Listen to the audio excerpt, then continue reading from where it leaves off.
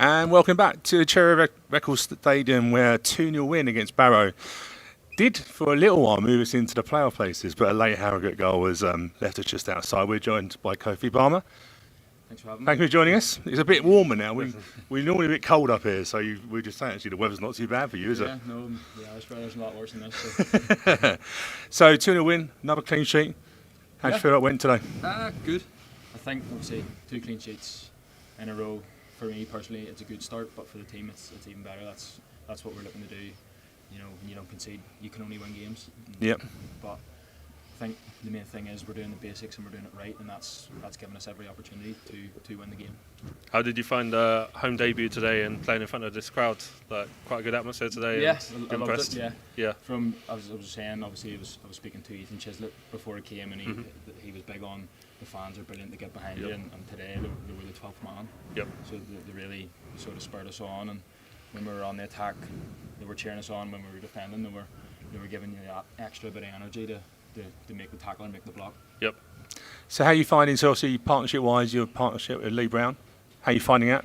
Good, yeah. Obviously, Brownie's he's experienced, and I'm young enough. I'm still learning, and I'm willing to learn. So having him beside me, even though it's not his preferred position, I mean, he can do the job. You know, he knows where to be on the pitch. He knows what to do. So having him beside me, it helps me a lot. So Barrow, big side, don't concede many goals. They're a big bunch, aren't they? Yeah, look, they're third in the league, and maybe they're third in the league for a reason. But I mean, they've came here, and I don't think I really give them much. So just shows you when you do the basics and you do it right, you can beat anyone in the league. Yep, definitely. One of the comments we're going from Drew is Tilly, Kofi and Lee Brown all making great impacts today, and John Joe and Pelly implementing the right amount of the dark arts. Yeah, trust Pelly to get. I was down at the tunnel and I didn't need to know who had gone down. I knew Pelly had gone down. How have you found the characters within the team? Yeah, brilliant. Yeah, I mean, it's just the old school sort of vibe in football, and obviously the game nowadays it's different and that. But I think you do need that. Obviously, when I came in, it was sort of, albeit maybe not that it goes too far, but it's all a joke. You know, not to take anything personal. It's all a bit of crack, and for me it was really an icebreaker. Yep. You know, you get in and involved with everyone, and it helps you. So being around them boys, they're good characters. So we have to ask. I think everyone made a gasp, but Bradford when the first long throw was done at the touchline. Terry Skiverton is on record of just looking over his head and like, what the. How did you keep that? Is that a secret weapon? Because let's be fair, that's a hell of a throw. Yeah, look, I've had it since I was a kid. You know, I've done it at every club, but so I don't think it really. Well, shouldn't really have been a surprise, but I mean, for other teams playing against, yeah, it could have been a surprise. And I think, obviously, when you're up near the box, it's essentially another cross. And the story behind it when I was getting the long throw is me and my brother. I would actually say my brother has a longer throw than me, but it was a competition. So we just kept seeing who could throw it the farthest. But look, I mean, if I can use it to help the team, then so be it. I'll do it. It's funny because me and Stuart meet the manager on Thursday. We're down at Plough Lane, and Craig Cope was down here as well. And yeah, none of them were away. You had that long throw until Bradford, and yeah, made us laugh. No, look, you could say it's a secret weapon. It's interesting because I looked at you made your debut at 17 in Northern Ireland, so you've had a lot of games, and also with Palace the under 21s. I'm just curious in that, do you use it? Because obviously the under 21s is very much a passing sort of game. Do you know what I mean? Keep possession. So is it something that you used in that or? Look, as I said to the gaffer when I came in, if whatever way he wants me to play, that's the way I play. There's been teams that want you to get the ball down and play, but the way here they want the ball in behind, no risk at the back. So I think he made that clear, and look, I can do either or, and I'm willing to do either or. If we want to get down and play it, we can. And I think there's times we do it, but if we get the space and the time, we'll look to play. But as far as I'm concerned, I'll do what I'm told if they keep playing. Definitely. One of the things is you're obviously playing in League One earlier this season, now League Two. Is there much difference between two leagues? I know it's early days. Is it a bit more physical, a bit more direct? Is there anything you've kind of picked up between the two leagues? There's not too much of a difference. Maybe there's a couple teams in League One that are sort of levels above even teams in League One. Yep, I agree. And maybe a bit more quicker, but both leagues are the same in the way that anyone could beat anyone. and like you can't sort of underestimate any teams. All teams have tricky players, you have good players, experienced players. So there's not too much of a difference, but it's hard to describe the difference that there is. But I mean, look, I think you need both leagues are a different experience, so you need to get them both. So obviously a lot of games coming up. Bradford travel. You travelled to Bradford last week. A trip to Accrington this week. A lot of travelling, lots of games coming up. Is that something you prefer rather than training? Well, traveling.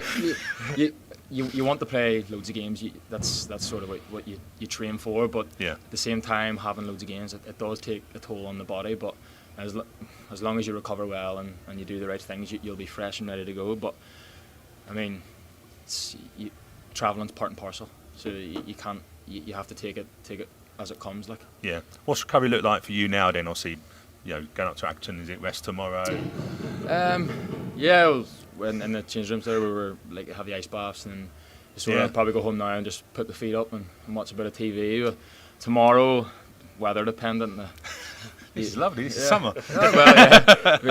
Possibly. I'm a bit of a golfer, so are you? If I can get out and play a few holes just to get the legs stretched and get walking, so brilliant. Yeah. Look, thank you very much for joining us. Congratulations on another clean slate, and we look forward to seeing you shortly. Lovely. Thanks for having me. Thank you. No Cheers. Thank you. Cheers. Cheers. Thank you. And welcome. Well, not welcome back. She's still here. Leo, Rob, you can come over and join us. Cool. That was good. I love the fact that his brother had a bigger throw. Yeah, shall we recruit him? Maybe one on one side and him on the other.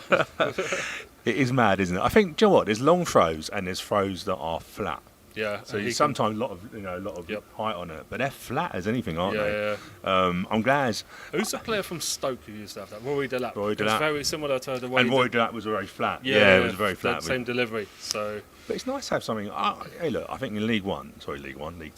I think in League 2 you need something different, and I think that definitely is.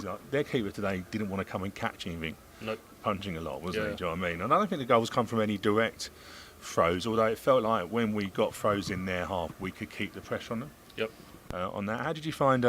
Let's go back. First goal, long ball through the middle. Yep. Josh Kelly, he's certainly a player I think is going to come in out of games. He's lively, isn't he? Yes. He wasn't fully in the game, like you said, for the full 90 minutes. And he's still finding his feet, but when he comes alive, he sniffs out the right areas. Yep. Had 2 great chances, and whilst he didn't bury his chances today, I know we're skipping a bit all over the place. Yeah. I like the fact that he went for a variety of finishes. He obviously went around the keeper and tried to dink it, so he's obviously got that in his locker. It's just one of them ones with a bit of confidence. But going back to the first goal, it's kind of Kelly which forces the keeper to come out, and I think Ronan Curtis showed his quality. I don't think many players have the confidence to bring that down the chest and just volley it straight in the back of the net. Yeah. I was saying to Dan, who was sitting next to me, like maybe other players would maybe go for a dink and their player would get back on the line whilst he just put his foot through it and gave the keeper no chance and defenders no chance. Well, I look at the 2 comparisons, and not have a laugh at Omar Bagil, but he tried one, which went for a throw-in, which could have been down the road at Twickenham, bless him. I think you're right. I think some players in that situation may snatch at it, but he, to be fair, it looked like he had a lot more time than what he did. Second goal, I know the man of the match today was Ronan Curtis. I think you could pick a few today. My personal one was Armani Little. I thought he was outstanding today. I thought he was outstanding. A captain, leading by example, crosses, the cross for Omar's goal. I don't know how many assists he's got this season. You know what, Omar done really well to pull off that number 6. He was big, got they in the were all right big, position. weren't they? Yeah, number 5 and 6. All sizes. But brilliant delivery by Armani Little. I also thought it was interesting Armani got picked as captain ahead of Lee Brown as well at centre half with his experience. He's been captain for us before. But I think I do think to myself he was quality today, Armani Little. I can see why Ronan Curtis did get man of the match, with his goal. Yeah, I don't think there was any. I think in terms of goals, obviously attract. Goals win games, of course they do. And I think, I think we're very fortunate to have a player of Ronan's quality. Yep. You can definitely see that, and I don't think he's even anywhere. Let's be fair. I think he was blowing a little bit when he after. And I think. Getting up to finish. And I think that's also the enthusiasm he wants to play, doesn't he? He's been out for so long. But I just think Armani as captain, interesting, obviously replacing that. I think it's maybe something in the middle of that team. Yep. I think you've got a few captains within there. No, then that's where Craig Cope's obviously recruited well. Got the right characters. Yep. I think you could also make a case for 2 centre halves. Lee Brown and Kofi. We spoke about what player should we try to get when we said Kofi, but I also said Lee Brown myself, didn't I? Because I think if I look at today's game, I mean, Barrow really only had 2 or 3 real chances for me. It was quite comfortable in the end, and Barrow are third in the league. They've got threats in Stockton and Telford, but they didn't really get a sniff or really. Bass probably only had to make 1 or 2 saves, which you'd take over the course of 90 minutes. I think early on the header, wasn't it, and stuff like that. But stuff Barrow not going to, like you say, Barrow wouldn't be third if they weren't able to put something together. Yep. Lee Brown even got as far as masquerading into the. And I think it totally surprised James Tilley that he passed it. He didn't know what to do once he got that final third, did he? But yeah. But yeah, no, I agree with you. Just obviously, we were just saying, obviously, Barrow got a red card. We were polite and didn't ask Kofi about it, but it looked like I think someone swung at him, missed, and then kicked him. Yep. That's actually a good sign in a way. Not that someone's kicking somebody, but it obviously rattled. Yeah. Obviously rattled and stuff like that. And to be fair to Kofi, he didn't react, but he's a big lad. He's 23. I looked, debut at 17, played I think 100 games before he moved over here. He done well not to react as well because he was on a yellow card. It wouldn't mean he wouldn't have given much. I personally thought I didn't see it, but the person next to me said there was an off the ball incident. A kick out, and I thought both will probably. One might get a red. Kofi might get a second yellow for his involvement. Well, apparently the fourth official saw it. The fourth official saw it. Yep. Which is interesting. Fourth officials getting involved. There used to be a time where fourth officials were just there to be a verbal punch bag. Yep. For and to be fair, it was a day, wasn't it? Do you know what I mean? I feel sorry for the fourth official, but they now can get involved. Yeah. I thought someone was going to be sent off on the touchline. Similar to Mansfield last week. Their assistant manager was frustrated today.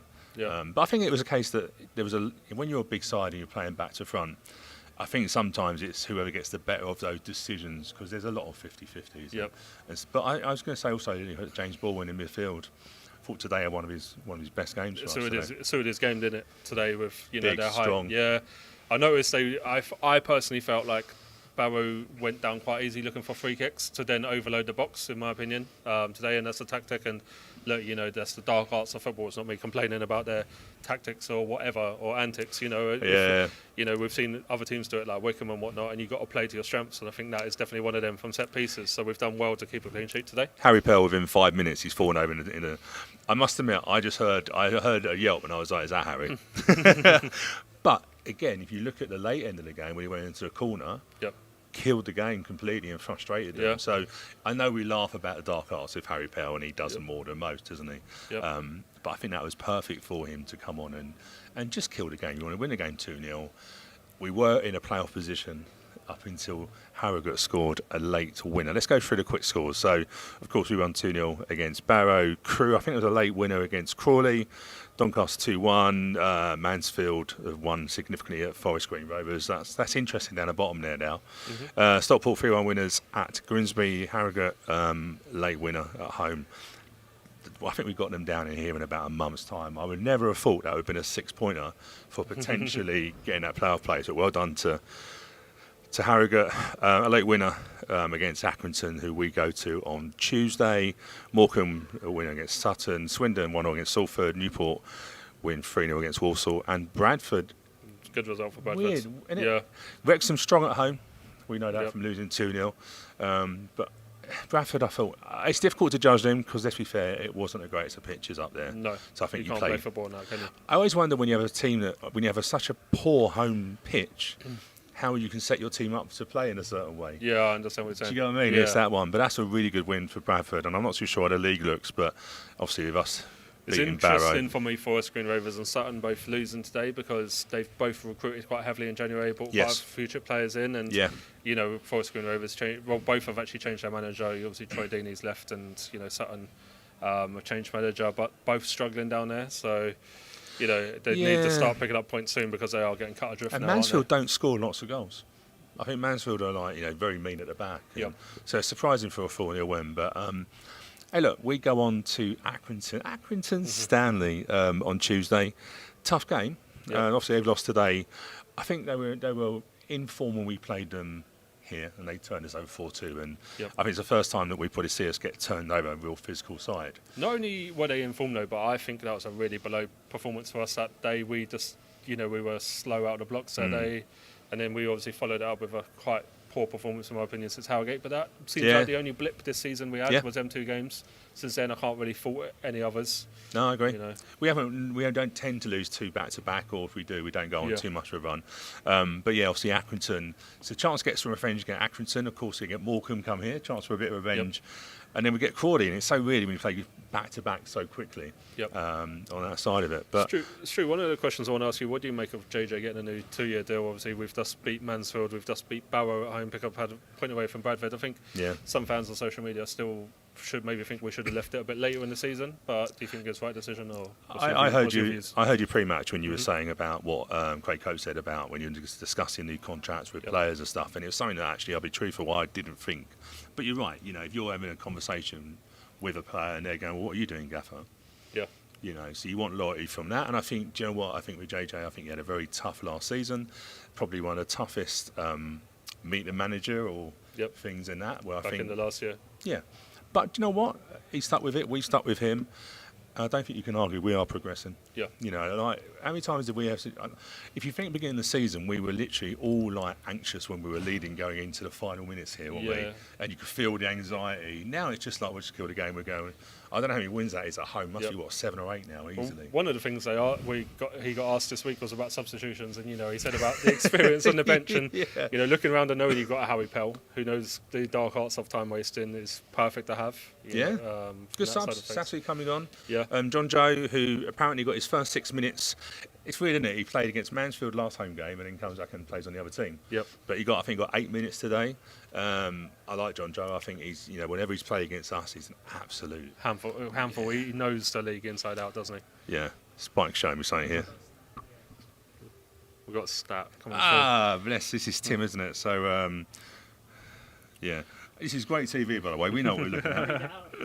I'll let you read. Go on. We'll start after the last couple of years. Since Wimbledon lost a 2-goal lead against Crewe on 16th of September, we've taken a lead on 14 games, 9 league, 5 cup, and won every single one of them. Have become rock solid, stats-wise at least, less good after going behind. And I think that goes to show... shows what we were saying, wasn't it? Yeah. Another interesting thing you were saying to me as well, Stu, or fair, was Barrow don't concede many chances. They don't. And honestly, if we walked away today with a 4-5-0 lead, I mean, Kelly could have scored 2, Sasu cuts in and, the keepers stand still. Yeah. We wouldn't really have had too many complaints if that was a 4-0 for me personally. I think where we probably caused Barrow, and we caused Barrow problems at their place, and we could have come away with a win up there. Yeah. But I think where we caused Barrow, because we pressed so high, Barrow played with a 3 and probably want to play a little bit and knock it long. And if you look how high out they're running, Curtis, Josh Kelly, all pressing them so high. There was a couple of times when they just kept making silly errors. Yep. But we play high pressing. And we forced people to make mistakes, and they made 2 subs on half hour, didn't they? I was going to allude to that. They switched to our back 4, I noticed, and 2 subs, early on. So, that goes to show what we're doing really was working. And as a manager, that must be a victory, surely, if you've got the opposition manager. And Notts County did it from memory as well, didn't they? Sometimes matches up. So you have to say sometimes, actually, that respect is earned there, because whatever we've done, we've played against them. And I think that's our strength. Is obviously losing Ali to Ipswich in the window. Josh Kelly, not as physical as Ali, but an absolute whippet. Yep. And one of the things I was going to say is any ball down the channels of their centre halves is going to cause all sorts of problems. Yeah, with his pace and work rate, tenacity. I said, I was happy with what I saw. Brilliant. So let's leave it there. Oh no, one more. Zach, Zach, hello. Is it warm over where you are? I love the way you said it. This is cold from Zach Thompson. Not the best start for Kelly. Hope he does better next time. Tough league to acclimatise to. Interesting one. I was looking at the stats, and again, it's not comparing against Ali because that's unfair. Even though he's wearing a number 10 shirt, which I would not have taken, but fair play to him on that. But Ali took 8 games to score his first goal when he comes. So I don't think there should be too much pressure on him. He had 2 chances. Yep. When he tries to go around the goalkeeper, when you're probably thinking, just slot it. That's what I was thinking. You know what? I rate the confidence, though, to go try to take it around the keeper. And then second one, even after that's backfired, you think to yourself, okay, well, slot it. And he tried to dink the keeper, and the keeper has actually made a good save. Yeah. It wasn't a bad... I don't look at Kelly and think, well, why has he done that? Or that's a bad finish. No. But it goes to show he's got a variety in his locker. But like you said, it is big boots to fill with Ali. you know, he must be aware of the Yeah, boots he's filling. You can't And not, can you? when you do factor in, you know, he's had to move down from Birmingham down here. I mean, I don't know where he's living or whatnot, and you know, he's been thrown right in at Bradford, you know, within one training session. I think just let the kid bed in. You know, he's stepping up a league, and he will develop physically, and he's still gelling with the team. You know, I'm confident with Kelly from his time at Maidstone and time at Solihull with his goal record in National League. He knows where the back of the net is. Yeah. You know, it'll just bit of patience. It'll come. Yeah, I've got no doubt. You know, he got a really good reception when he come off and brought Josh Davison on, which is a good sub to have. I think the difference is, you know, when we brought in Ali, and it's not comparing, but when we brought Ali, he hadn't been playing much football. Josh has been playing regularly for Solihull, been their top goal scorer. And when it's interesting was you try to go around a goalkeeper because that's a person who's confident because he scored goals in the first half of the season at a level lower. No, I was really impressed with him. I think he has a little bit of a different dimension to our game. Ronan Curtis, let's just try and talk to him and beg that he signs a contract because I'll tell you another thing with Josh Kelly I'm quite happy with is he's a penalty kick taker with Reeves being out. We love a penalty, don't we? Well, you know, whenever I've seen him, he was the main penalty kick taker at his previous two clubs and, you know, got a good record from the spots. And we need that right now with Reeves being out as well. So another string to the bow, a bit like Kofi's long throw. Well, hopefully we shouldn't be, you know, obviously it looks like Jay Reeves and probably Josh Nerville might be a few more weeks. The good thing is we're not under pressure to bring them straight in. If that, you know, we've done it before where it's like quite when you get our best players back. You know, you could argue both had two centre halves out, our captain out today. Josh Nerville, I know, has been an out, but you know, that's quite a strength. No, and we've not had easy fixes in last week. Going away to Bradford, keeping a clean sheet with a new centre back pair in, clean sheet again today. Barrow are flying third in the league, and we know Mansfield, you're up there and we'll be up there coming in the season. Well, didn't we look at a couple of weeks ago? We looked at the fixtures, didn't we? More like we didn't want to look at the fixtures. And you're right, and we come through them. Kind of close your eyes and pretend they're not happening. Yeah, we come through them reasonably unscathed. I think it's a sign of this team. But you know, in terms of league table, I think we've got 46 points now. Last season we finished on 48. Yep. So we're already with 14, 15 games to go. So progress and really just trying to chat them playoffs. But it's quite enjoyable. And I think it's not as dark. Well, it's a bit dark now, but in terms of it feels like the winter evenings are finally disappearing. Don't jinx it. It's mild tonight. It'll be freezing cold next week. Brilliant. Okay, well, look, thank you very much. Thanks for joining us, Rob. And another happy, well, it's just Plough Lane, isn't it? It's like Cherry Everett Stadium, we win. Home games, what's the problem? No problem at all. We obviously go to Accrington on Tuesday, but